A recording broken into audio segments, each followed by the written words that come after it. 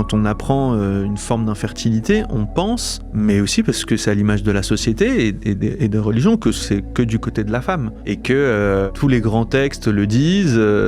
Cette fameuse médecin de la naprotechnologie qui me dit voilà, on va observer en fonction justement si la glaire est visqueuse, moelleuse ou un peu comme du chewing-gum, il y a tout un système de gommettes de différentes couleurs qu'on doit coller. Et quand je dézoomais, je me suis vu sur le lit à dire alors amour, c'est jaune ou c'est rouge la gomme? Ok, elle est comment la glaire là? Visqueuse? Ok, d'accord. Et c'est absurde. Et moi je le vois avec le spectacle aujourd'hui, le nombre de femmes qui viennent me voir à la fin du spectacle en me disant les larmes aux yeux, merci, on n'en a jamais parlé, j'en ai fait X avant d'avoir des enfants. Et en fait il y a un tel tabou autour de ça que je pense que là aussi en tant qu'homme, prendre notre part de féminisme, c'est aussi de dire on est avec vous, on vous soutient. Feuille blanche. Aujourd'hui je reçois quelqu'un qui sait faire une chose que très peu d'hommes arrivent à faire. Raconter son parcours de fertilité en faisant rire et en touchant droit au cœur. Mehdi Djahadi est humoriste, acteur, auteur, mais surtout un conteur. Dans son nouveau spectacle Couleur framboise, il transforme des moments intimes, parfois douloureux, en histoires universelles. Des histoires où beaucoup de femmes et d'hommes se reconnaîtront. On va parler du premier spermogramme, de la place du sacré dans la médecine, de ce qu'on transmet malgré nous, des gommettes de la naprotechnologie et de cette fameuse couleur framboise qui, un jour, peut venir tâcher nos rêves. C'est une conversation que j'espère tendre, drôle, vraie, et je suis vraiment très heureux que tu sois là, Mehdi, pour la partager avec nous. Merci à toi pour l'invitation et merci pour cette belle introduction qui est déjà très, très émouvante pour moi. Avec plaisir et bienvenue dans Fertile.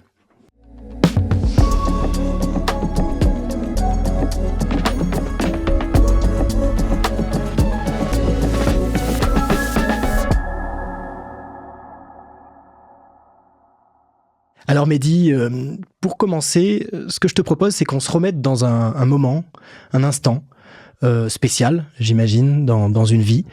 C'est le moment où un médecin a annoncé qu'il y allait avoir un problème. C'est effectivement un moment dans un bureau d'un médecin. Après quelques jours d'attente, après avoir eu les résultats du spermogramme, qui étaient un peu indéchiffrables pour moi, quand on reçoit ce papier avec tout un tas de chiffres, avec des mots qui font peur, comme atrophié, comme concentration, avec des millilitres qui ne savent... Bon, on ne sait pas trop ce que ça veut dire. C'est un peu du charabia, on est d'accord. C'est un peu du charabia. Et je me souviens de ce temps un peu de suspension quand le médecin le regarde, l'analyse et puis là une forme de couperet tombe parce que je me souviens que j'ai fait une espèce d'ascenseur émotionnel parce qu'elle m'a dit alors vous n'êtes pas stérile. Donc j'ai eu une espèce de joie intérieure. Parce que c'était peut-être une des plus grandes angoisses existentielles que j'avais et elle me dit en revanche votre spermogramme est catastrophique et c'est le mot qu'elle a utilisé. Ah oui, précisément ce mot-là et là catastrophe parce que j'ai eu je pense un vertige de quelques secondes quoi et donc je me suis dit mais comment ça et donc là, c'est un peu cotonneux parce qu'elle m'explique un peu, elle me dit qu'effectivement, il y a une belle concentration, mais que une mobilité pas ouf. D'accord. Donc, elle en parle un peu comme si on parlait, je sais pas moi, d'une autre discipline. Voilà, c'est concentré, mais là, comment t'as vécu ce moment? Tu me disais cotonneux. Ça a été quoi l'émotion qui s'est imprimée en toi? Sur le moment, j'ai pas trop compris. En tout cas, j'ai compris que c'était catastrophique. Après, dans les détails, c'est comme si je l'écoutais plus, quoi. Elle est beau me dire, ils sont justement nombreux, mais par contre, ils sont lents. Ou je me souviens même plus tellement.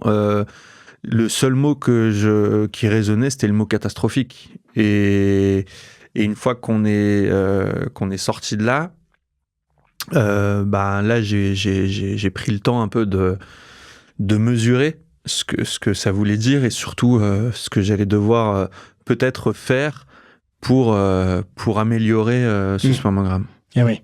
Et si tu te souviens justement le moment où tu sors dans la rue après ce rendez-vous-là, il y a quoi dans ta tête à ce moment-là? Je pense que comme je suis quelqu'un de croyant, je pense que ma première pensée, elle s'adresse au ciel en disant mais c'est pas possible, quoi. Qu'est-ce qui se passe, quoi. C'est la première chose et tout de suite après, je pense que c'est avec ma femme où je lui ai dit je suis désolé. Et elle me dit mais t'as pas à être désolé, enfin c'est comme ça, mais ouais Donc t'avais un peu une culpabilité, c'est... Ouais, je savais qu'on avait envie de fonder un foyer, elle et moi, depuis le début. Et là, en fait, oui, j'ai eu un sentiment de culpabilité, de dire, je suis désolé, peut-être que presque de te faire subir ça, ou en tout cas, ça va s'annoncer compliqué. Et je sentais effectivement une part de responsabilité et de culpabilité. Ah ouais. Et si tu devais justement un peu résumer ce moment en peut-être une image ou une métaphore, un truc qui te vient immédiatement, ce moment de l'annonce, de juste après. Alors c'est parce que je suis en train de refaire le film maintenant qu'on se dit ça. Je suis allé dans un bar et un peu comme dans une scène de film véridique. Hein, ah oui je suis un grand amateur de cognac et j'ai demandé un double cognac sans glace. Et oui, ça fait vraiment au comptoir. Ouais, au comptoir. Ça fait vraiment scène de film. Non, parce que justement, en fait, moi, je suis sorti du cabinet. Ma femme était encore dedans. Et du coup, moi, je suis allé boire mon cognac et ensuite ma femme m'a rejoint. Et c'est là où je lui ai dit, je suis désolé, etc. Et effectivement, j'ai cette image mais vraiment comme dans un film, quoi, d'être à ce zinc du bar, à boire mon cognac. Et c'est là où justement, je me dis, mais c'est pas possible. Pourquoi, quoi? Pourquoi? Je m'attendais à tout, mais pas à ça. Même si, comme je te disais, mon angoisse depuis toujours, c'était d'être stérile. Eh oui. Et ça c'est venu d'où, justement? Parce que si on prend même un petit peu justement, prenons un petit peu maintenant après cette annonce-là, et on va y revenir, mais on ne veut pas tout dévoiler d'un coup. Revenons à peut-être même des éléments plus antérieurs de ton enfance. Comment tu as grandi? D'où est-ce que tu viens? Et justement, cette angoisse de stérilité, elle est apparue à quel moment? Déjà, moi, je viens de Saint-Étienne, dans un quartier populaire, une famille ouvrière, et le modèle, l'exemple, les exemples que j'avais autour de moi, c'était des exemples très patriarcaux. Au niveau paternel, tu veux dire? Au niveau paternel, ouais, au niveau de la construction de la famille, j'ai baigné dans un univers patriarcal où mon père, et j'ai beaucoup de respect pour ça, mais a été un homme qui a dû subvenir aux besoins de sa famille en Algérie, parce que son père est mort quand il avait 9 ans pendant la guerre d'Algérie, donc il a dû s'occuper de sa mère et de ses sœurs. Il a travaillé à 9 ans, puis ensuite il s'est marié là-bas, il a eu un enfant, puis il est venu en France, laissant sa femme qui ensuite est décédée et son fils, et puis il a fondé un foyer ici, avec ma mère, donc ma grande sœur, moi, ma petite sœur, mon petit frère.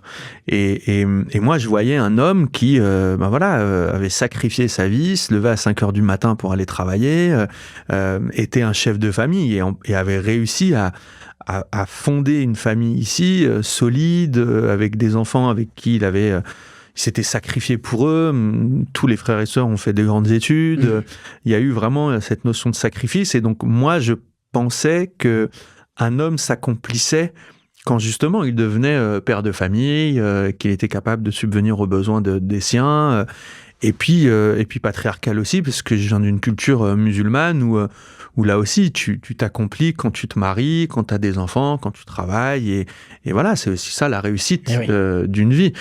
Donc tu avais grandi dans cette croyance-là, dans cette culture, et puis la partie religieuse où effectivement j'ai grandi dans une conception de un homme et une femme se marient pour avoir des enfants. Donc même à l'âge des premiers émois, des premiers amours, des premières relations sexuelles, il y a toujours un truc où tu te dis bon, je sais que je suis pas vraiment dans le licite, je suis borderline, mais je suis tendu vers le mariage et tout ça.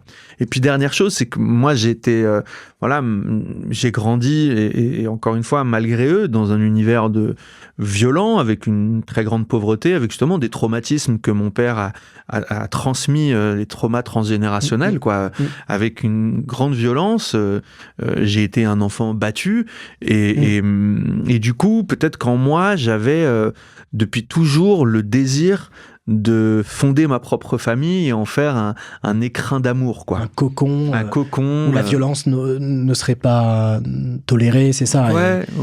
Une forme de réparation aussi. Exactement. Et d'ailleurs, quand on m'a... D'où peut-être la peur de la stérilité. Et donc, quand j'apprends ça, il y a aussi un truc à cet endroit-là, quoi, de me dire, mais du coup, je vais pas pouvoir recréer... Ce rêve-là d'un... Ouais. Et c'est marrant parce que c'est à ce moment où on te dit que tu vas peut-être pas avoir d'enfants que ça te pose ces questions en disant, mais en fait, pourquoi tu veux vraiment avoir des enfants? Et donc, il y avait aussi cette pensée-là de dire, mais oui, mais c'est aussi parce que t'as eu une enfance difficile que t'avais à cœur, voilà. Et puis, ma maman était nourrice, et je terminerai par là. Et donc, en plus de mes 4 frères et sœurs, il y a eu toujours plein d'enfants à la maison. Moi, j'ai un super rapport avec les enfants. Des formations professionnelles, comme je suis comédien, j'arrive tout de suite à rentrer dans l'univers du jeu, de l'imaginaire de l'enfant, donc ça colle tout de suite. Donc c'était presque... J'avais même des potes qui me disaient ça, ils me disaient, mais en fait, s'il y a bien une personne dans ton entourage dont on imagine avoir des enfants, c'est bien toi. D'accord. T'étais celui à qui on se disait, mais Mehdi, oui, je le vois très bien, avec une famille. J'étais le tonton, dès qu'il y avait des enfants, voilà, le jeu, la rigolade. Donc c'est vrai que... Voilà, donc tout ça faisait que j'avais eu ce grand désir tout au long de ma vie de trouver la personne avec qui j'aurais envie d'avoir des enfants. Et c'est vrai, comment à ce moment-là, justement, c'est fait la rencontre, peut-être, revenons sur le couple, parce que c'est aussi à la base du projet de famille. Comment est-ce que tu as rencontré ta compagne et à quel moment vous vous êtes dit, on a envie de... C'est le moment, là, on est prêt. Je l'ai rencontré dans un café associatif par le biais d'un ami, un café associatif qu'elle avait fondé, qu'elle a cofondé, qui s'appelle le Dorothy, dans le 20e arrondissement de Paris. Super. Et ça a été un espèce de coup de foudre, quoi, réciproque. Et assez rapidement, on s'est mis ensemble très vite. Et je dirais, moi, au bout de 3 mois, j'ai demandé en mariage. Ah oui. Parce qu'on avait... Tu traînes pas. Mais parce que on avait 32 ans. Et assez rapidement, on savait qu'on voulait fonder une famille. Et je me souviens très bien, d'ailleurs, quand j'ai écrit le spectacle, c'est là où ça m'est revenu. On s'était dit, qu'on ait des enfants ou pas, on sera famille d'accueil. Elle a beaucoup travaillé au ministère de la Justice. Elle a été chef de service dans des structures qui accueillent des mineurs. Moi, j'ai été, pendant mon adolescence, accueilli dans des familles d'accueil. D'accord.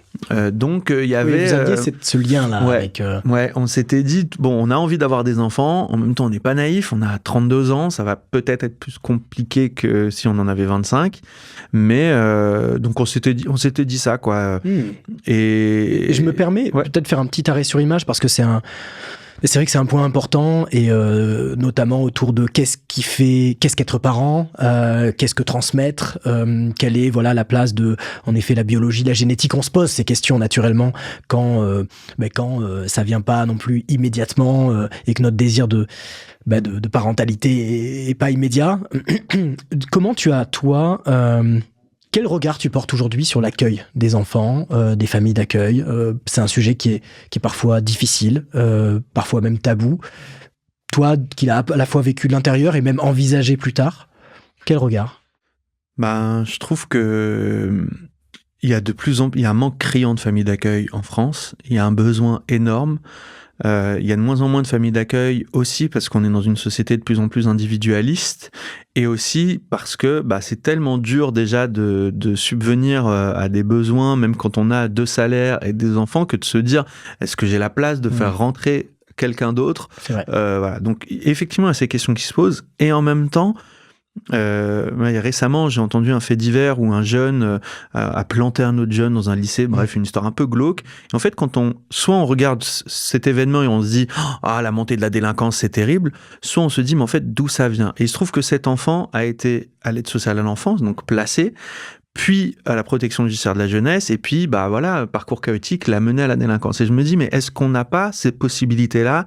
Ces enfants, ce sont nos enfants, ce sont les enfants de la République, qui sont dans des maisons ou dans des foyers où parfois il y a de la toxicomanie, parfois il y a eu des abus, parfois il y a eu des choses douloureuses, ou simplement des choses moins graves, mais est-ce que ces enfants-là, on pourrait pas aussi se dire collectivement pour faire société, pour être une société solidaire, est-ce qu'on n'a pas la place, qu'on ait eu des enfants ou pas, pour peut-être laisser un peu d'espace pour qu'ils puissent goûter à ce que peut être un foyer stable, aimant, sécurisant, sur un week-end, une semaine, des vacances, peut-être même plus longtemps si le désir est là.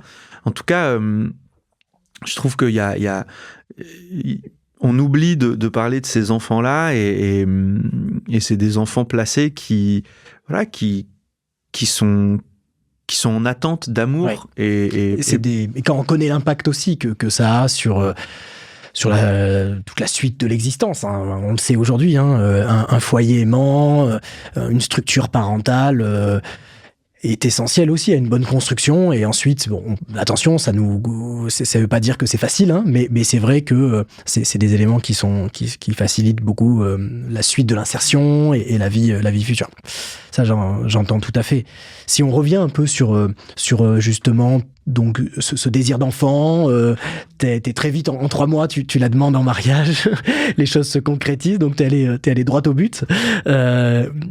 Comment t'as avancé justement sur la suite et de votre désir de gréement fonder cette famille ensemble? C'est important de situer là aussi, tu parlais du sacré. Nous, quand on s'est mariés à l'église. Pour nous, c'était un sacrement. Il y avait une vraie dimension aussi spirituelle, aussi parce qu'elle vient d'une famille chrétienne, dans le sens où on accueillera les enfants que Dieu nous donnera par la voie naturelle, et au départ toutes ces questions un peu éthiques, bioéthiques, ça faisait pas partie de nous. Ouais. Parce que c'est vrai je l'ai pas dit, mais ton premier spectacle était sur ce sujet du spirituel, notamment, et du fait que tu aies grandi dans un univers plutôt musulman, c'est ça, culturellement en tout cas, et que tu aies transité ensuite vers une autre foi. Vers une autre spiritualité, vers le christianisme et le catholicisme. Et en fait, moi, j'ai cet héritage musulman et chrétien. Elle est chrétienne. Pour nous, c'est Dieu qui donne, qui nous permet d'avoir la vie, de donner la vie. On se posait pas trop de questions. C'est très sacré. C'est vrai que c'est un élément relativement sacré dans toutes les religions. Et c'est pour ça que c'est là aussi nourri du patriarcat aussi dans les religions.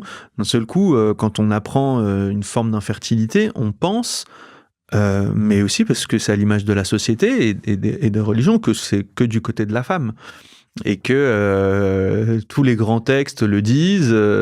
Et donc moi déjà, là, je me suis dit, tiens... D'ailleurs, on dit souvent dans les livres, je relisais un livre hier soir encore, où il disait j'attends que la femme me donne un enfant.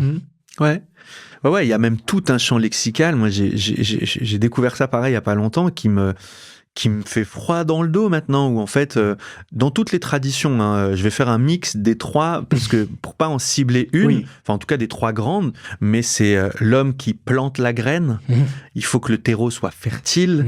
Dans une autre culture religieuse, c'est la femme est un champ de labour, et donc il y a tout un champ lexical autour de l'homme qui possède la terre et qui du coup va l'ensemencer. Et donc c'est pour ça que en fait je tiens ça c'est une autrice qui a reçu un prix récemment, le nom m'échappe, et elle parlait du fait que en fait quand une femme décide, elle a écrit un bouquin magnifique sur les féminicides, elle disait en fait quand la femme décide de partir, c'est comme si l'homme disait mais non, tu peux pas, tu m'appartiens. Il y a un côté possession, je possède la terre et donc cette terre c'est moi qui en fais ce que je veux. Et d'ailleurs on le voit bien même dans les pères qui se barrent et qui laissent des femmes seules. Ok, j'ai planté ma graine avec enfant et maintenant je peux... Et même ce champ lexical-là, je me dis en fait ça dit quelque chose de la domination qu'ont les hommes sur les femmes, quoi. Et donc moi déjà quand j'apprends ce truc d'infertilité, effectivement je regarde un peu dans... Donc vous essayez naturellement au début, hein, on essaie naturellement pendant plus d'1 an. Et donc, au bout de plus d'1 an d'essence, comment ça se passe au milieu là dans ce... Là, on se dit tiens, peut-être qu'effectivement, si avec beaucoup d'amour, on a fait ce qu'il fallait. On a fait ce qu'il fallait, et ça marche très bien à ce niveau-là. Bon, ça vient pas. Tiens, qu'est-ce qui se passe? Et donc, spontanément, culturellement, la question de la naprotechnologie s'impose à nous. Parce qu'il y a une forme de croyance dans le fait que les parcours d'AMP sont interdits dans le là, il va falloir que tu décodes un petit peu pour moi et pour nos auditeurs qui disent... c'est un peu technique. Naprotechnologie, on part dans un livre de science-fiction, là, clairement. Ouais, pour nous, ça y ressemblait aussi. Maintenant, avec le recul, je me dis, bon, c'est aussi un truc... c'est une méthode de procréation naturelle qui vient des États-Unis. D'accord. En gros, en fait, quand on creuse un peu, on se dit que c'est peut-être un truc un peu pro-life qui vient du fin fond du Massachusetts. On ne sait pas trop ce que ça vaut. Un peu mormon, limite. En protestant, voilà. Néanmoins, la chose positive dans la naprotechnologie, c'est qu'en fait, on va investiguer le corps de la femme et le corps de l'homme, d'où le premier spermogramme. Oui. Donc là, il y a un médecin qui vous fait des ordonnances pour tout ça. Et vous avez un référent en naprotechnologie qui, lui, va faire en sorte que on va optimiser le pic de fertilité de la femme. Donc il y a une observation du cycle qui est à la fois hyper positive, parce que moi, ça m'a permis de connaître le corps de ma femme, alors que je ne le connaissais pas. Je connaissais, oui, parce que c'était ma femme et tout, mais pas son fonctionnement exactement. Hormonal, ainsi de suite. Et ça, je trouve que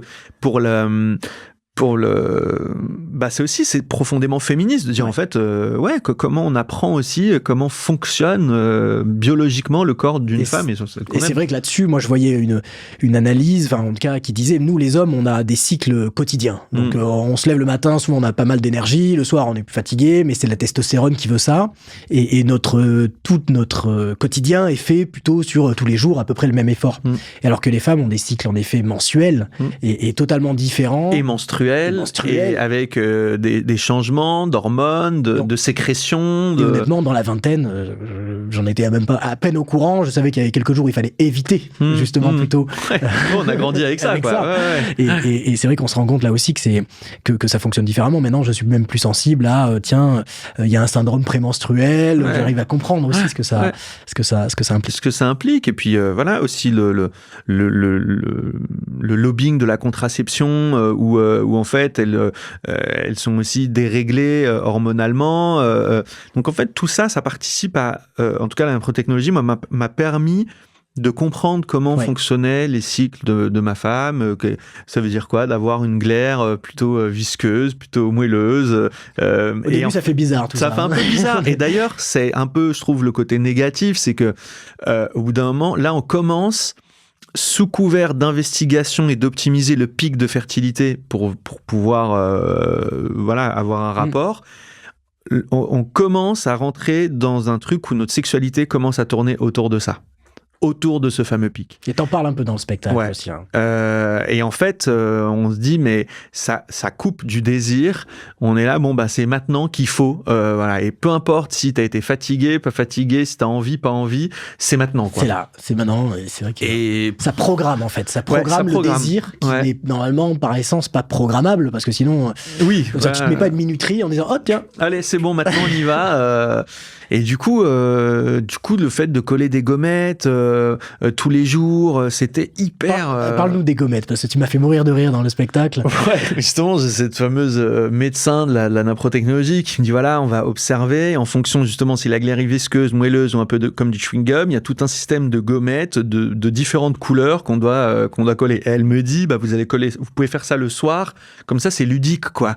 Et je me suis dit, mais, enfin, sur le moment, je me suis dit, bon, ok, je le fais, mais au bout d'un moment, moi, c'est pour ça que j'aime l'art, c'est que quand j'ai commencé à écrire le spectacle, j'ai dézoomé un peu toutes ces situations qui étaient dramatiques et comment on va les rendre drôles. Le spermogramme, on va en parler, ouais. le premier rendez-vous de naprotechnologie où on te dit, bah, en fait, voilà, tu vas coller des... Et quand je dézoomais, je me suis vu sur le lit à dire, alors, amour, c'est jaune ou c'est rouge, la gomme? Ok, elle est comment la glaire, là? Visqueuse? Ok, d'accord. Et c'est absurde. C'est complètement absurde. Et en même temps, t'as tellement envie d'avoir un enfant que je me dis, bon, bah... Et puis c'est ton projet à deux. Enfin, tu t'es embarqué. Ouais. Donc, et en même temps, là où, pareil, c'est beaucoup plus invasif, comme souvent pour la femme que pour l'homme, elle, c'est des monitorages, des échographies, de voir son taux de progestérone, s'il est élevé, pas élevé. Donc, on va augmenter la progestérone. Donc, je sens que dans ce début-là, ma femme... commence à subir une batterie de tests pour voir voilà, de son côté ce qui donc là, vous investiguez. Là, on investigue. Ouais. Et donc, de son côté, ça allait. Voilà, elle avait plutôt une bonne réserve ovarienne, même ce terme-là. C'est pourquoi il faut attendre d'y être confronté pour savoir pourquoi on n'a pas des cours en SVT. Alors, ça peut peut-être plus s'appeler SVT. Non, je crois que... Oui, c'est peut-être, ou biologie. Biologie, ouais. Je sais même plus. Pourquoi on n'a pas... voilà, on parle juste de reproduction. Ben moi, je me rappelle encore du schéma, dessiner l'ovaire, l'ovule, et le spermatozoïde. Ouais. Voilà, c'est ça. C'est ça tout, se quoi. limitait à ça. Ouais. Et donc voilà, de son côté, ça allait, même si forcément l'âge faisait que c'était moins bien que si elle avait 25 ans. Et effectivement, s'est posé, moi, après, la question du spermogramme. Mais voilà, donc la naprotechnologie, il y a du bon parce que ça permet de mieux se connaître et pour certains, d'ailleurs, ça peut marcher. Nous, ça n'a pas fonctionné, quoi. Et au bout d'un moment, on n'en pouvait plus de ces gommettes. Oui, overdose de gommettes. J'ai un peu de retourner en CP, tu vois. Atelier gommettes ce soir, chérie? Allez, vas-y. Ouais, super. Et c'est vrai que ça peut à un moment donné sembler complètement absurde, mais quand on est dedans, on essaie de se plier à l'exercice. Et donc, comme tu le dis, donc elle a fait tous ses examens. C'est vrai qu'il y a beaucoup d'examens en fertilité. Parfois, on se rend pas compte, mais les facteurs finalement peuvent venir de beaucoup d'endroits. Donc, les médecins ont besoin de vérifier toutes les possibilités. Et pour l'homme, nous, c'est un examen phare, mais néanmoins spécial. Qui est, ton regard me dit que tu y es passé, hein. Et plusieurs fois d'ailleurs.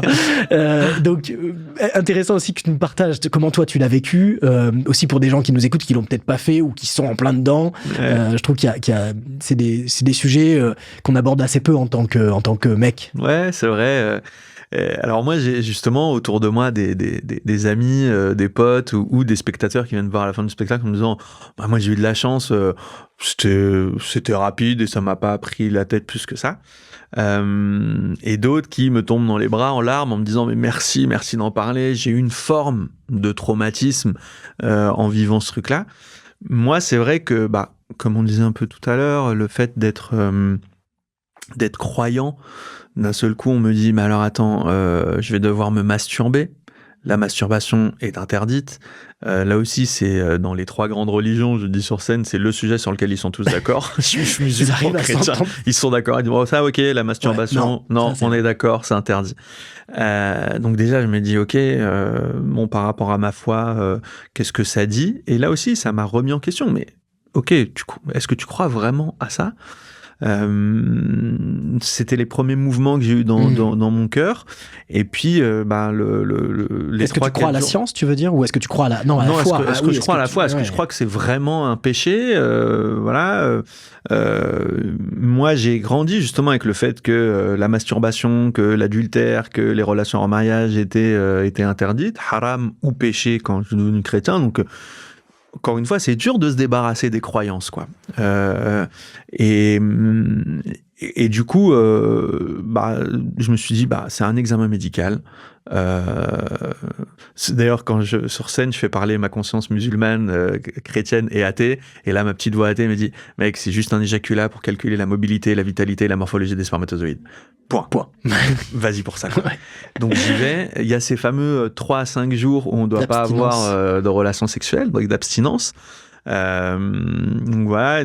Donc on vient te demander quand même, en effet, des détails sur quelle a été ta vie intime sur les quelques derniers jours. Ouais, c'est vrai qu'on nous demande tout ça. Il y a ces fameux jours où tu te dis je dois rien faire, et puis c'est con, mais moi je me souviens d'être là, dire allez les gars. Tu parles à tes spermatozoïdes, allez les gars, vraiment on donne tout, on se motive. Tu mets limite le bandeau de sport. Allez, garde à vous. Je vais pas boire avant, je veux pas. Et puis j'arrive dans ce laboratoire, comme je dis, on est 15, personne se regarde, on sait tous pourquoi on est là. Heureusement, moi c'était post-Covid, donc on avait tous des masques. Okay. Donc tu vois pas trop. On était bon, ok. Et puis après, le moment en lui-même qui a été assez traumatisant, c'est encore une fois, c'est incomparable par rapport à ce que vivent les femmes, mais de rentrer dans cette petite pièce capitonnée, d'avoir cette infirmière qui très mécaniquement vous dit vous désinfectez votre appareil génital, vous avez une télé ici si vous voulez vous aider. J'ai des potes qui m'ont dit ça aide pas toujours. Ça aide pas toujours. Un film des années 70 avec des moustachus pour faire un petit clin d'œil à la discussion. On est d'accord. Et ça coupe plus l'envie qu'autre chose. Certains m'ont dit qu'ils avaient eu un pauvre magazine et d'autres rien du tout. Donc, à ce moment-là, tu dis, ça doit être le moment où tu dois être le plus excité, mais c'est le moment le plus glauque, parce que même quand tu te désinfectes avec cette lingette qui est froide, je veux dire, ça te coupe toute envie. Pendant que tu le fais, tu te dis, est-ce que je fais un truc juste mécanique? Est-ce que je pense à ma femme dans ce désir d'avoir un enfant? Les pensées se croisent complètement. C'est un bazar, quoi. Mais bon, tu vas au bout de cet acte, et ensuite, après, il faut remplir cette petite fiole, pareil, paniquer, j'espère pas en mettre de partout. Voilà, encore une fois. C'est pas un exercice qu'on avait déjà réalisé. T'as pas eu d'entraînement avant. T'es sans filet, là. T'as pas eu chez toi, tu te dis, bon, allez, alors là, je vais m'entraîner, je vais prendre des gobelets de différentes tailles. Le beer pong, où il n'y a pas ça, non. Exactement, il n'y a pas de beer pong, quoi. Mais ouais, du coup, tu remplis cette fiole. Elle te dit de laisser la fiole en plus ouverte, te nettoyer et de laisser la porte ouverte en partant. Il y a une absurdité là aussi. Et même d'ailleurs, quand elle me dit laisser la porte ouverte en partant, je me dis, mais pourquoi qui va venir? Je trouve que quelqu'un va prendre ma fiole et m'en mettre une autre à la place. Enfin, c'est vrai. On devient un peu con à ce moment-là. Et puis après, ce qu'on disait un peu tout à l'heure, quoi, c'est l'attente des résultats, où là, on est traversé par 1001 pensées. On se dit, j'espère que c'est pas ça. J'espère que ça va aller. T'as reçu les résultats par la poste? J'ai reçu par mail. Ouais. J'ai reçu les résultats par mail, et effectivement, on les a regardés avec ma femme, et il n'y avait pas de ChatGPT à l'époque. Et c'était du mandarin, quoi. C'est tout à l'heure, quoi. Si tu vois tout un tas de chiffres, t'arrives quand même à percevoir que c'est pas incroyable. Justement avec des mots atrophiés, voilà. Mais moi, ce qui m'avait marqué, c'est les formes atypiques. Oui, voilà, sa forme atypique. Il y en avait beaucoup. Ouais. Mais en fait, c'est normal, je crois. Enfin. Oui. Bon. Mais sur le moment, effectivement, tous ces mots-là, atrophiés, atypiques. Wow. Tu te dis, c'est quand même bizarre ce truc. La concentration en millilitres. Je me suis dit, quoi, attends, c'était même pas en centilitres, les mecs. J'ai l'impression d'avoir. Donc ouais, c'est 2 jours, je crois. 24 à 48 heures les résultats, et après jusqu'au rendez-vous du médecin, je sais plus, c'était 1 semaine ou 2, où là tu t'espères, tu paniques, tu te dis bon, j'espère que ça va aller, et puis voilà. Donc suite à cette annonce là, on en revient finalement au début, mais il vous annonce que le mot catastrophique est quand même sorti, donc c'est quand même relativement sérieux. Avec ta femme, comment vous réagissez? Qu'est-ce qu'on se dit? C'est quoi la suite? Justement, moi, j'ai eu cette culpabilité, quoi. Je suis sorti de là en disant, je suis désolé, je suis désolé. Quand elle est descendue, quand elle m'a rejoint, je suis désolé. Elle me dit, mais ça va, c'est pas toi, c'est la vie, c'est la nature, c'est comme ça. Et le médecin m'avait dit, parce que c'est un peu la seule chose à faire quand on est un homme, c'est va falloir changer vos habitudes et un peu votre mode de vie. Et donc la seule chose que j'ai pu lui dire et la seule chose que j'ai pu me dire, c'est bon, bah je vais changer des choses, je vais essayer de changer le mode de vie. Et donc c'est bah voilà. C'est-à-dire, ouais. Mieux manger, moins boire, mieux dormir. Et ça, c'est un facteur qui est en fait un facteur invisible et qui va beaucoup m'accompagner tout le long, c'est le stress. D'accord. Et puis, l'examen qu'elle me propose de faire pour faire une échographie scrotale pour le varicocèle. Alors, ça, tu peux nous expliquer ce que c'est, justement, juste pour pas qu'on... Alors, le varicocèle, on dirait le mot est joli, on dirait une petite varicelle des testicules, oui, mais c'est plus grave. En gros, c'est une intervention, donc c'est une varice. D'accord. Donc dans les testicules, c'est une veine. Et donc, si quand elle est au grade 2, elle est palpable, mais non visible, le médecin, et une fois qu'il l'a dit, en fait, on sent qu'il y a une varice, ce qui altère la qualité du sperme. Et donc, au grade 2, ça va. Mais quand elle passe au grade 3, il faut opérer. Et en fait, il faut... donc, c'est une opération qui nécessite à occlure la veine testiculaire dilatée. Donc, c'est un peu technique, mais... Occlure, ça veut dire... Occlure, c'est... je crois que c'est soit boucher, soit la déboucher, soit même la couper. Pour plus qu'elle gêne. Pour plus qu'elle gêne. Et en fait... Là, on se parle entre mecs, mais les couilles, chez nous, c'est l'endroit le plus sensible. C'est vraiment... c'est protégé, c'est la zone... Dans tous les sports de combat, dans tous les sports. Et puis, quelqu'un qui te met un coup de pied dans les couilles, c'est fini, t'existes plus. Donc, on a grandi avec le fait que c'était fragile. Et ça l'est. Et d'un seul coup, on te dit que peut-être... On va t'opérer de là... Bon, moi, j'ai été circoncis quand j'étais gamin. C'était petit. Quelques jours. Mais je me souviens des douleurs après, quand ça cicatrise. Et là, d'un seul coup, on te dit non, il y a peut-être un problème à ce niveau-là. Ça fait peur, ça. T'as ressenti un peu d'appréhension? J'ai surtout, au début, quand elle m'a dit que c'était qu'au grade 2, j'étais soulagé. Je me suis dit, bon, on attend, on va d'abord essayer de changer le mode de vie, justement.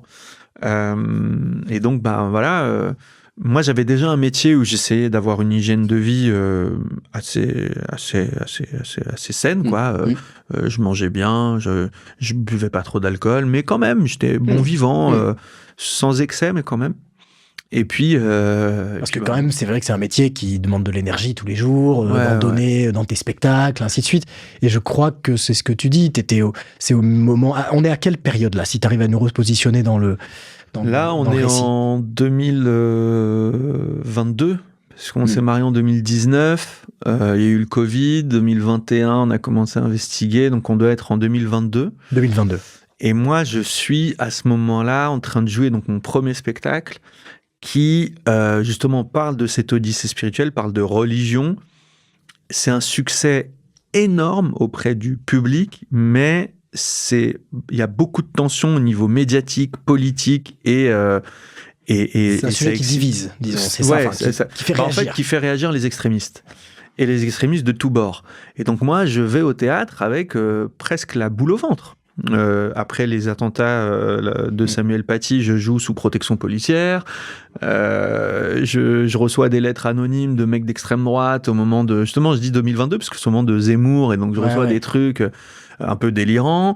J'ai toute une censure du côté un peu de la bien-pensance qui, comme j'ose parler de religion et de religion chrétienne, boycotte mon spectacle. Donc, je suis dans une espèce d'état de tension permanent, alors que par ailleurs, je remplis l'Olympia.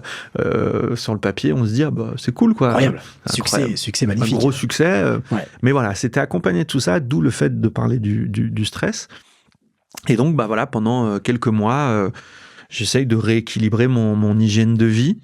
De faire cette échographie pour le varicocèle Et le stress, à cette époque-là, je m'en rends pas vraiment compte, mais en fait, oui, c'était. Et c'est d'ailleurs pour ça que dans la sensibilisation, des mecs qui bossent à la défense, qui sont pressés comme des citrons, qui ont des niveaux de stress incroyables. J'ai écouté énormément justement de témoignages de mecs qui disent, bah oui, ils arrivent à 28 ans, 30 ans, ils sont rincés, ils ont des spermogrammes qui sont horribles, quoi. Et tu sais qu'il y a une étude, moi j'étais assez choqué parce que on n'imagine pas, on parle de santé sexuelle, mais on se rend pas compte que c'est de la vraie santé.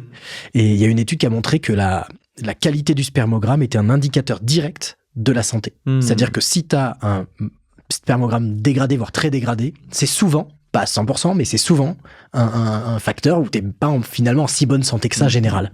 Et je pense que c'est juste parce que j'en étais la preuve vivante, quoi, que voilà, il y avait quand même un gros sujet à ce niveau-là. Stress.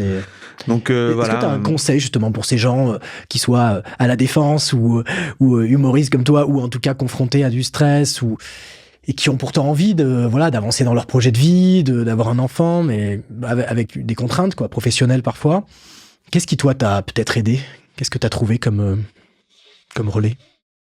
À ce moment-là, je pense qu'effectivement, prendre les devants. C'est-à-dire, on n'a pas l'habitude, nous, on dit souvent à partir de 40 ans, c'est bien d'aller voir un cardiologue, etc., de faire un bilan, mais je pense qu'avant, on oublie de dire aux hommes, les gars, allez vous faire à 25 ans, à 28 ans, à 30 ans, faites des spermogrammes pour voir, ça coûte rien justement, à part ce moment justement un peu humiliant dans ce cabinet, mais je pense que la première chose que je dirais, c'est oui, le boulot c'est bien, mais votre santé intime l'est aussi, quoi, et que là aussi on est baigné de alors mais c'est bon, nous de toute façon jusqu'à 50 ans on peut. Oui.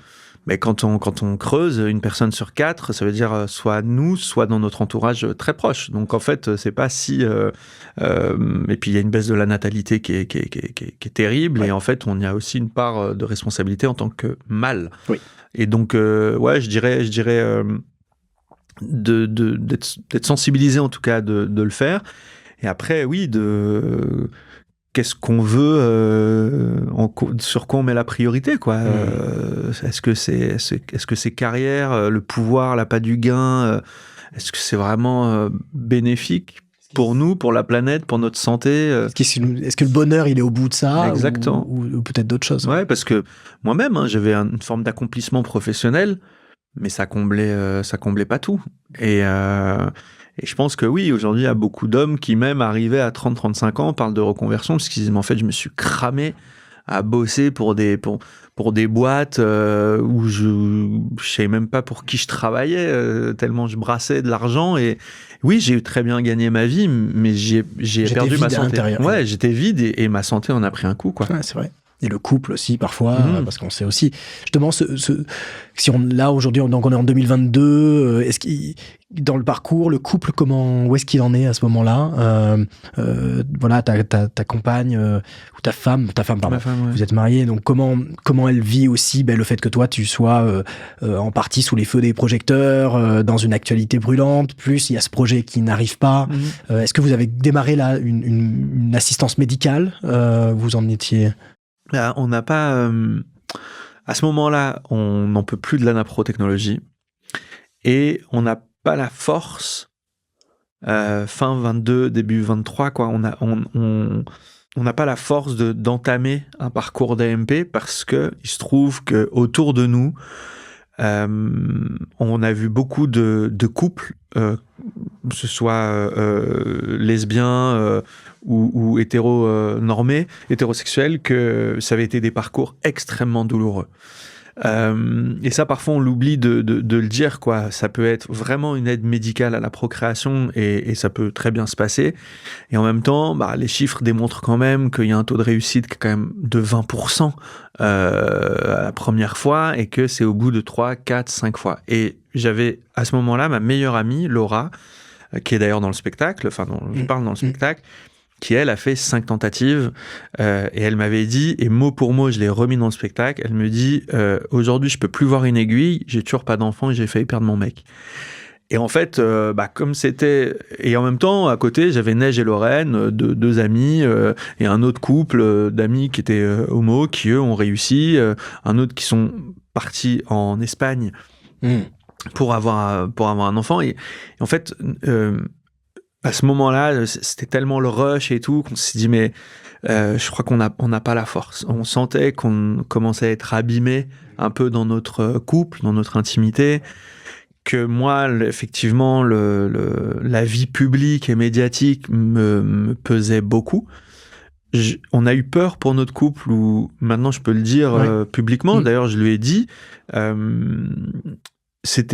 j'avais besoin presque de prouver une forme de virilité ailleurs, donc j'étais beaucoup plus dans la séduction. J'avais besoin de compenser. Ouais. Je me disais, ma femme sait cet endroit. Et là aussi, ça m'a questionné sur ma masculinité. C'est quoi être un homme, en fait? Pourquoi tu fais ça? Pourquoi tu veux te surviriliser, être plus dans la séduction? C'est pas ça, être un homme, me dit. Et je trouve que ce moment-là, j'étais justement sur une création pour un spectacle qui s'appelait La Tendresse, où justement, on interrogeait collectivement la masculinité.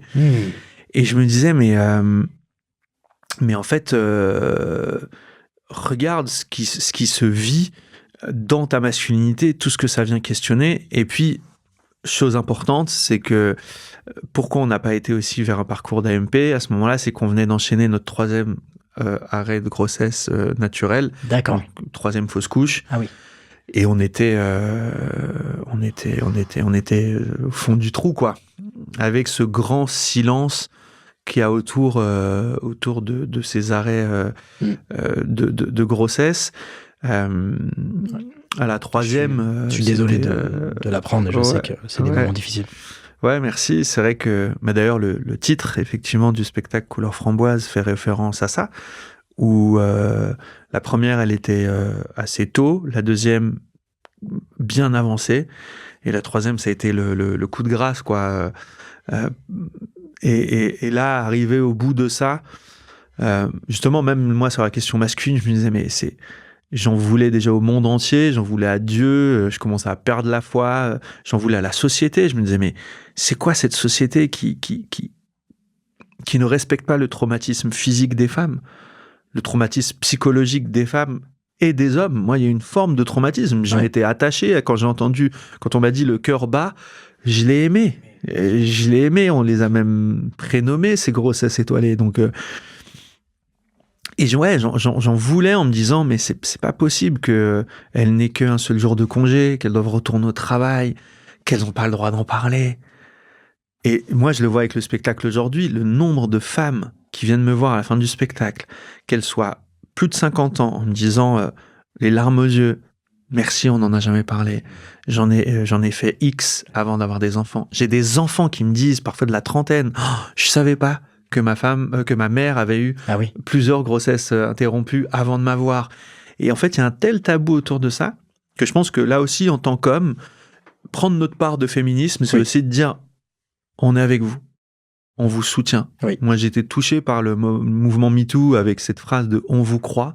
Je crois qu'il y a aussi cette phrase de dire on vous soutient, on vous entend, et on est là. Et puis on reconnaît aussi que c'est en plus une part de nous aussi, et vous que vous avez bien sûr porté, mais voilà, c'est une part de nous qui s'en va, c'est une part de nous deux, c'est une part de notre couple. Et t'as raison, c'est des moments très forts. Comment, à ce moment-là, à la 3e, justement, qui est pour toi, ce que tu dis, un peu le moment de choc, trop, à la fois trop. C'est quoi l'émotion qui prédomine? L'errance, la déréliction, l'abattement. Je crois qu'il y a même à un moment donné, parce que spirituellement, tu vois, notamment dans le milieu chrétien, on te dit, mais tu peux trouver une autre fécondité. Ah oui. À ce moment-là, on essaye 1 milliard de trucs, d'aller en pèlerinage, je sais pas où, d'aller faire de l'acupuncture. Enfin, on teste tout ce qui est possible et inimaginable. Même un peu de l'ésotérique. J'ai ce personnage dans mon spectacle qui me dit, voilà, il faut que tu portes un collier de jaspe rouge, qui est une pierre, parce que ça peut aider la fertilité. Donc, Bah, ils t'offrent ça, ouais, tu portes ça, tu te dis, bon, si ça peut aider. Tu vois, on te dit qu'il faut aller en pèlerinage à Sainte-Colette à Paris, tu vas à Sainte-Colette à Paris. Dans le spectacle, je dis que c'est mon père, mais en fait, c'est un ami qui me dit, dans l'islam, il est dit que pour augmenter la fertilité, il faut manger des dattes. Donc, tu manges des dattes, tu arrives à faire des trucs. Donc, au bout du bout, avant de commencer ce parcours d'AMP, on s'est posé la question, on a fait un rendez-vous d'information. Ça m'a permis de comprendre là aussi pourquoi religieusement, que disent les religions de tout ça, pourquoi c'est interdit dans le christianisme, pourquoi c'est autorisé à certaines conditions en islam, pourquoi machin. Puis j'ai essayé de prendre un peu de distance avec tout ça. Et en fait, nous, la solution, elle a été de partir marcher. Ça, c'est beau et c'est un super moment que tu racontes. L'AMP, juste, je voulais clarifier, donc c'est l'assistance médicale à la procréation. Hein, ouais. Donc, voilà. PMA, AMP, En fait, avant, ça s'appelait AMP. À un moment donné, c'est devenu PMA, procréation médicalement assistée. Et en fait, on est en train de revenir à AMP parce qu'il y a aussi une prise de conscience médicale de, en fait, ça ne va pas au bout à chaque fois. C'est de l'assistance, c'est de l'aide ou non, assistance ou aide aide médicale à la procréation ou assistance médicale à la procréation, mais en gros, voilà, c'est un peu en soutien, mais c'est pas procréation médicalement assistée. Ok, c'est bon, tu vois. Et je trouve que pareil, autour de nous, on commence à entendre cette prise de conscience que c'est des parcours qui peuvent être longs, qui marchent pas à tout prix. Et là aussi, les progrès de la médecine doivent aller peut-être encore plus loin dans pourquoi on était ensemble à cette inauguration du mois de sensibilisation à la fertilité. Et on voit que par rapport à d'autres pays, il y a un vrai retard. Donc mais ça me permet de justement dire d'être solidaire envers parce que je reçois des dizaines de messages sur les réseaux sociaux notamment, et je reçois des bouquins aussi de personnes en parcours d'AMP, PMA, et qui racontent à quel point c'est douloureux, c'est invasif, c'est traumatisant, c'est long, c'est coûteux, et là aussi juste même si nous on l'a pas vécu, de pouvoir dire on entend cette douleur, on la minimise pas, et on vous soutient surtout les femmes, quoi. C'est je veux dire, les injections, c'est elles qui les subissent. Moi, j'ai des amis qui me disaient, dans le côté, je peux plus voir une aiguille. Mon ventre était extrêmement douloureux, quoi. Et puis, en plus de ça, il y a parfois des fausses couches, les grossesses, on va dire fausses couches là, mais c'était, non, mais c'est des parcours qui sont et voilà, et en même temps, moi je suis toujours un peu il y a le côté athée, c'est ton personnage athée qui revient, mais c'est vrai que, et en même temps, la médecine a prouvé que ça fonctionne dans certaines situations, et il faut toujours garder, je trouve, un équilibre entre le chemin qu'on veut prendre, qu'on veut emprunter, qui nous semble humainement et personnellement le bon, et en même temps parfois des conseils qui peuvent nous être donnés d'un point de vue médical, où ça peut débloquer des situations. Ouais, évidemment. Et d'ailleurs, on me disait qu'on est en retard par rapport à certains pays. Je trouve que quand même, il y a un accompagnement et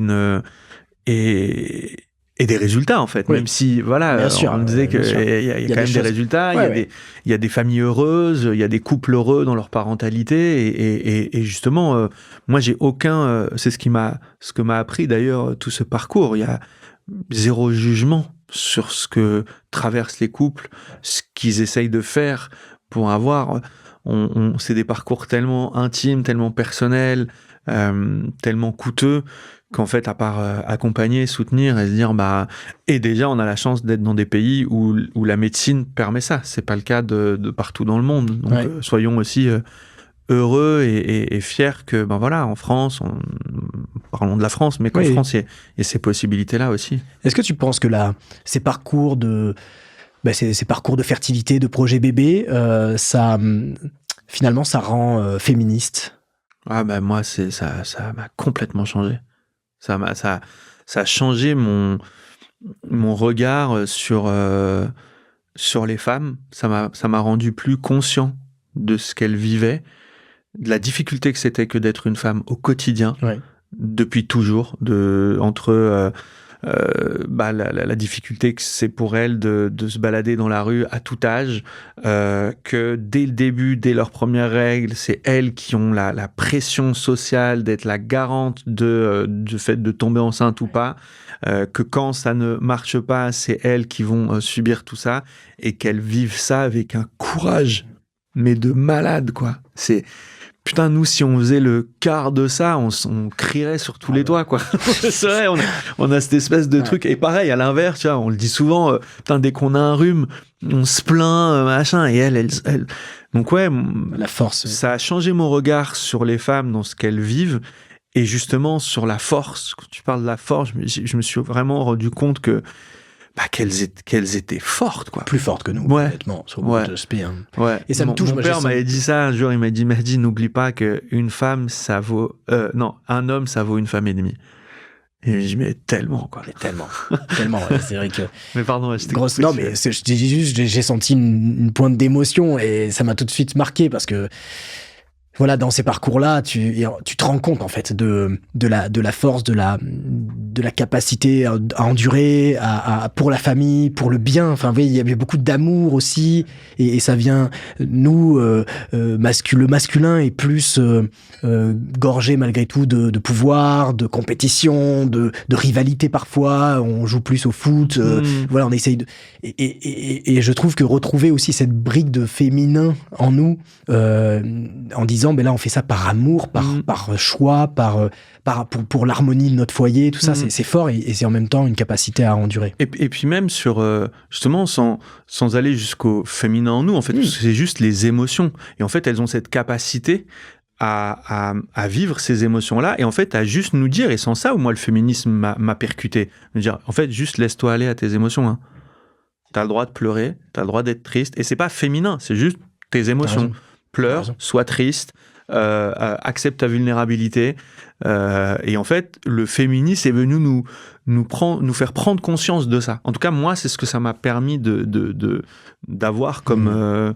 et puis, la dernière chose sur ça, sur pourquoi ça a changé le féminisme, enfin, en quoi je suis devenu féministe, c'est que en me questionnant sur tout ça, j'ai fait un pas de côté et justement, je me suis rendu compte en fait de cette difficulté, que ce soit sur ce moment de la procréation, mais sur l'échelle d'une vie.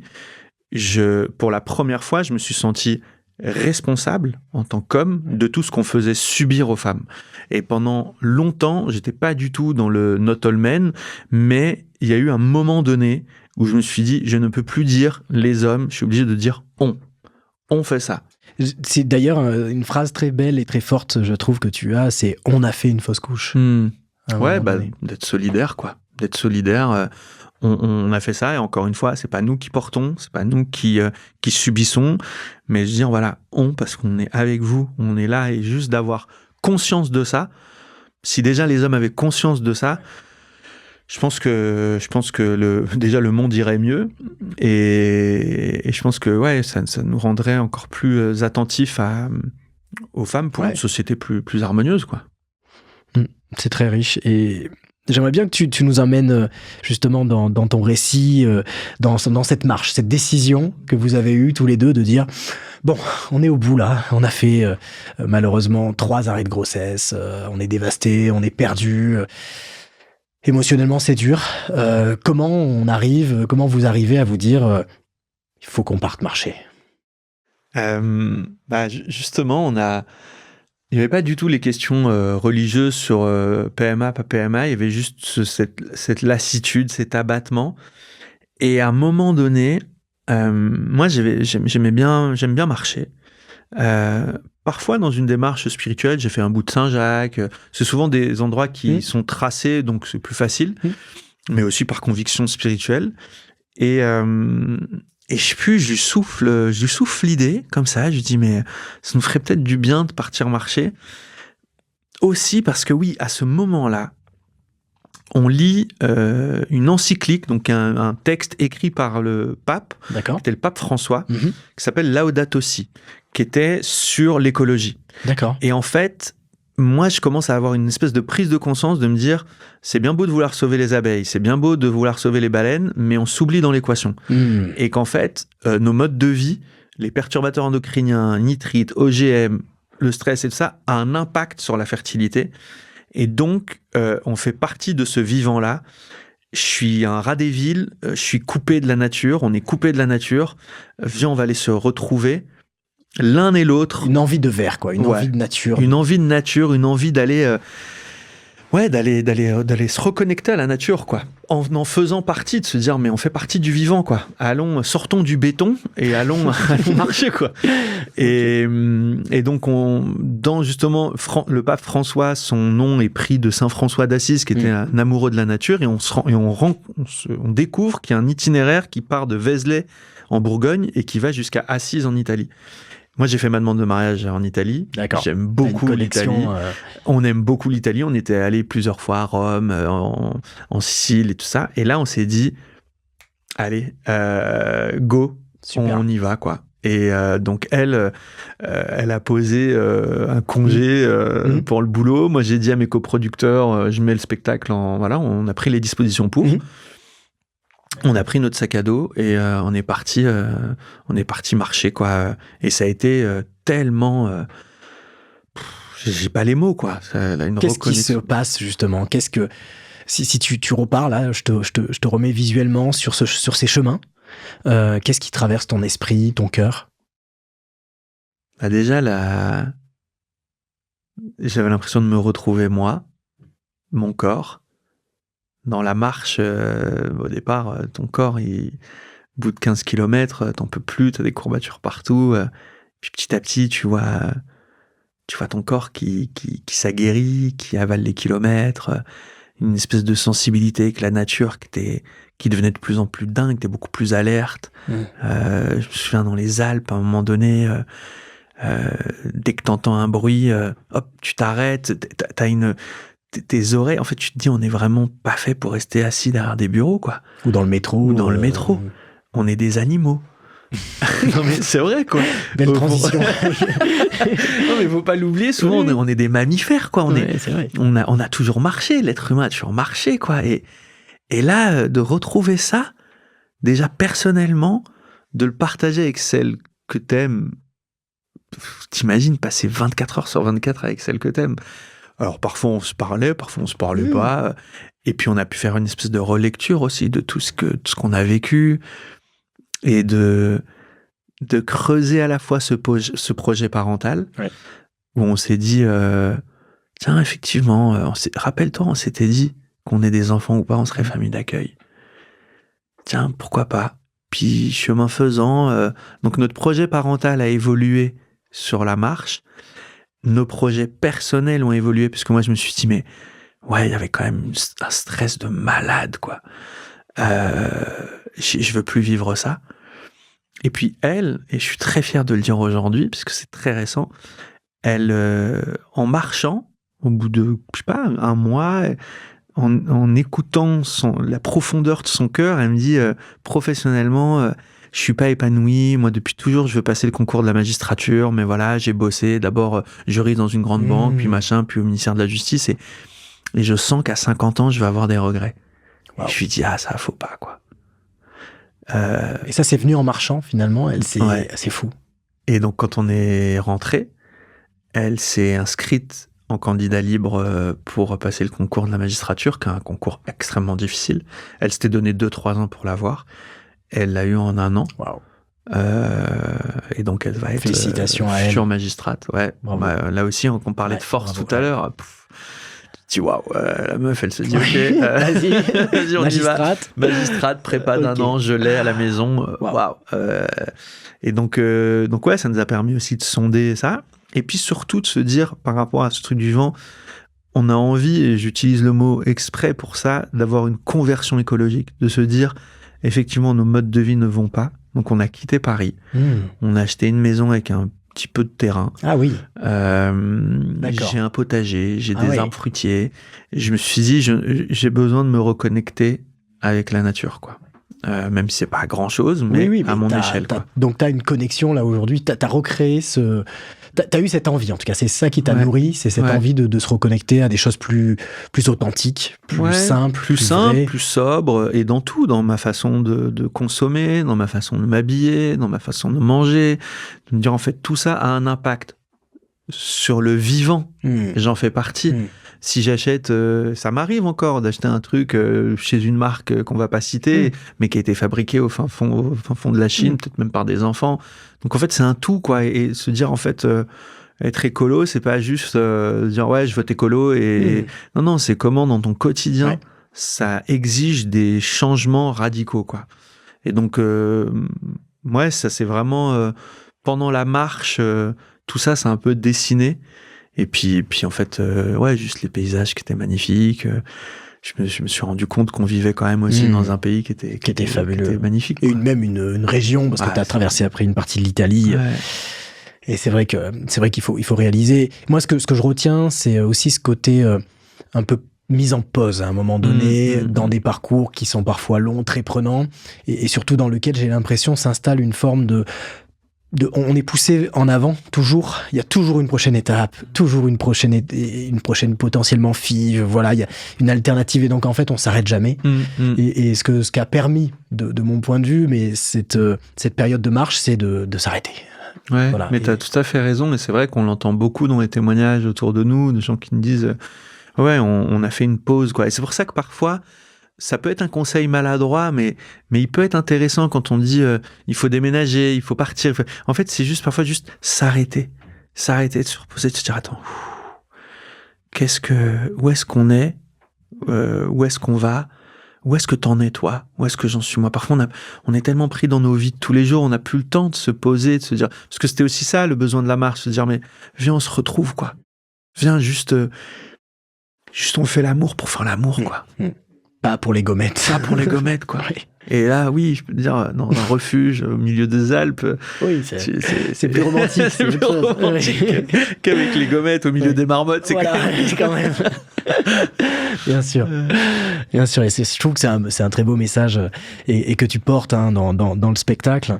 Alors voilà, je veux pas, moi, dévoiler spécialement la fin et l'aboutissement. Ça, je te laisserai le soin de le faire ou pas, ou d'inviter peut-être le maximum de personnes à venir te voir dans ce spectacle qui est très touchant et qui est en même temps très drôle, dans lequel moi j'ai passé un super moment, et qui d'ailleurs, j'en profite aussi pour en parler, mais donc tu es toujours tous les soirs, enfin en tout cas régulièrement, je sais pas si c'est tous les soirs, mais... Je joue les mercredis et jeudis. Mercredi et jeudi, à la Comédie... Au Studio des Champs-Élysées. Studio des Champs-Élysées, tout à fait, jusqu'au 12 ou 11 décembre. Et ensuite, à partir de janvier, une reprise à la Scala, Paris. Félicitations. Voilà. Ouais, merci. Bravo. Merci, mais ça... J'ai entendu beaucoup, moi aussi, d'échos positifs, que je trouve magnifiques, parce que tu t'attaques encore à un sujet... un peu tabou. C'est un peu ma spécialité. J'ai l'impression. J'ai hâte de voir ce que tu vas nous préparer pour la prochaine. J'arrête. Mais c'est vrai que voilà, de voir le succès populaire, de voir le... Ouais, que ça rejoint des questions de société, en fait. Et l'artiste, il est là pour ça, quoi, pour d'un seul coup... D'ailleurs, dans le mois de sensibilisation à la fertilité, il y a une offre culturelle assez riche pour justement l'art, c'est une courroie de transmission aussi. Oui. Ça permet moi je le vois dans mes salles, qu'on soit concerné ou pas. D'ailleurs, les gens rient, pleurent, s'interrogent, se disent j'avais pas vu ça comme ça. L'opération, parce qu'on n'en a pas parlé, mais je me suis fait opérer du coup du varicocèle. Oui, c'est vrai, oui. Et je pense que c'est aussi ça qui a aidé à un moment donné. Mais oui, non, ça rejoint une question de santé publique. On va y être de plus en plus confronté. Ouais. Et donc voilà, l'art est aussi là pour questionner. Moi, je suis très heureux de le vivre, en tout cas sur scène. Et puis, après, effectivement, le dénouement, il faudra que les gens viennent voir ou pas quel a été le dénouement de tout ça. En tout cas, ce que je peux dire, c'est que sur le chemin, on a décidé d'être famille d'accueil. On a quitté Paris, on a acheté une maison, on a commencé les dossiers pour l'agrément. Et ça, c'est un projet qui nous porte toujours. Avec le futur métier de mon épouse, là aussi, on parlait de féminisme. On a inversé les rôles sans militantisme, mais juste de dire... En fait, moi, pendant des années, j'ai vécu ma carrière, elle m'a soutenu, j'étais partout, j'ai fait plein de tournages, j'ai vécu plein de choses. Aujourd'hui, c'est elle qui a envie de vivre aussi sa carrière. Et quand on est famille d'accueil, il faut un parent référent. Moi, j'ai aucun problème à me dire, ouais, je vais peut-être moins bosser. Et voilà, en fait, faut que ça devienne normal et que les mecs puissent se dire aussi, ah, en fait, c'est possible. Bien sûr. Ah ouais, et j'en demeure pas moins un homme, pas moins inverser ce truc de la femme au foyer, quoi. Et puis, s'accepter aussi qu'il y ait des périodes, et que la vie, c'est pas linéaire. Ouais. Et qu'il y a eu des périodes où ça a été plutôt toi qui était sur lequel l'attention, j'allais dire familiale était, parce que c'était une période importante dans ta vie. Il y a une nouvelle phase qui s'ouvre, et c'est celle où peut-être ta femme va aller au bout de son rêve professionnel, et à ce moment-là, t'es là pour elle. Et moi, j'aime bien aussi ce côté alternance et flexibilité, quoi. Ouais. On n'est pas enfermé dans un rôle. Ouais, c'est vrai. On peut être multiple, on peut changer, et ça aussi, c'est beau de se le rappeler, de se dire que on est dans une période, dans une époque et dans un pays qui permet tout ça. Et on peut que enjoindre celles et ceux qui nous écoutent de dire ouais, en fait il y a pas ce truc de en fait on va bosser comme ça pendant 30 ans et les rôles seront bien définis. Non, on peut changer, s'accompagner, et c'est ce que tu dis, quoi. C'est riche, quoi. Ouais, c'est vrai. Et on arrive au bout et on va approcher la conclusion. Moi, j'avais 2 questions pour boucler ça ensemble. D'abord, c'est quelle personne es-tu devenue après ces épreuves? Je pense que je suis le même, mais avec un regard complètement différent sur le monde, sur les gens. J'ai peut-être beaucoup plus d'empathie pour le vivant, et je suis peut-être plus conscient de la fragilité de la vie, du miracle que c'est que d'être en vie déjà, et celui que c'est que de donner la vie. Et parfois on l'oublie un peu, et ouais, ça m'a rendu peut-être plus conscient, plus attentif, même à ceux qui ne veulent pas d'enfants, et de me dire en fait, ouais, je pense que parce que j'ai pas envie de dire oui, je suis plus féministe ou je suis moins si. C'est sûr que je suis ça m'a profondément changé à l'intérieur, quoi, et ça continue. Et même en discutant là avec toi, je me rends compte aussi d'autres choses, et ouais, c'est en mouvement. T'es encore sur le chemin. Ouais, je marche encore. Tu marches encore. Continue, et je te suis. On est tous là avec toi et on marche. Et puis, ma dernière question, c'est qu'est-ce que tu dirais au Mehdi d'il y a 3 ans, celui qui savait même pas que il pouvait y avoir des varices au niveau des testicules, voilà, qui a appris beaucoup de choses. Mais le Mehdi d'il y a 3, 4, 5 ans maintenant, ça commence. Mais qu'est-ce que tu lui dirais? N'aie pas peur. N'aie pas peur, justement, d'accueillir la vulnérabilité, d'accueillir la souffrance, toutes ces grandes questions, justement, du féminisme, de la déconstruction. J'avais peut-être une tendance à l'époque, si justement je regarde il y a quelques années, à être peut-être plus conservateur. Et je lui dirais, le conservatisme, ça met un peu dans du formol. Donc je dirais, n'aie pas peur de toutes ces notions-là, elles vont te faire du bien. Quand je vois le bien que ça m'a fait, je crois que j'ai envie de lui dire, n'aie pas peur, vas-y. Ouvre, accueille. C'est un beau message. En tout cas, je voulais sincèrement te remercier, Mehdi. C'était à la fois un super moment, même pour moi, à la fois avec du rire, de l'émotion. On a touché à des sphères intimes. 2 hommes qui viennent parler de fertilité et de projets de parentalité. C'est pas si courant que ça non plus. Donc, on peut aussi en être fier et avoir de la gratitude d'avoir cet espace-là pour le faire. Merci à toi de d'avoir laissé cet espace-là, de permettre justement à ce que cette parole se libère. Et en plus, c'est fait dans un cadre très, très, très bienveillant, et avec un vrai intérêt, une curiosité qui n'est pas une curiosité malsaine, qui est vraiment envie, à la fois de comprendre, et si en plus ça peut donner des clés. Exactement. Et rejoindre des gens tu fais ça très bien, donc écoute, c'est un vrai plaisir. Ça marche. Continue de marcher toi aussi. Moi, je marche aussi. Et encore merci. Le message, en tout cas pour tous, c'est que je vous invite à bien sûr suivre cette chaîne, à nous suivre. On est nombreux et on fait le maximum pour éveiller les consciences à ce sujet de la fertilité en général, des itinéraires et des marches fertiles. Et on est ravis de pouvoir vous proposer énormément de nouveaux épisodes dans les prochaines semaines. Rejoignez-nous et encore une fois, merci pour votre confiance.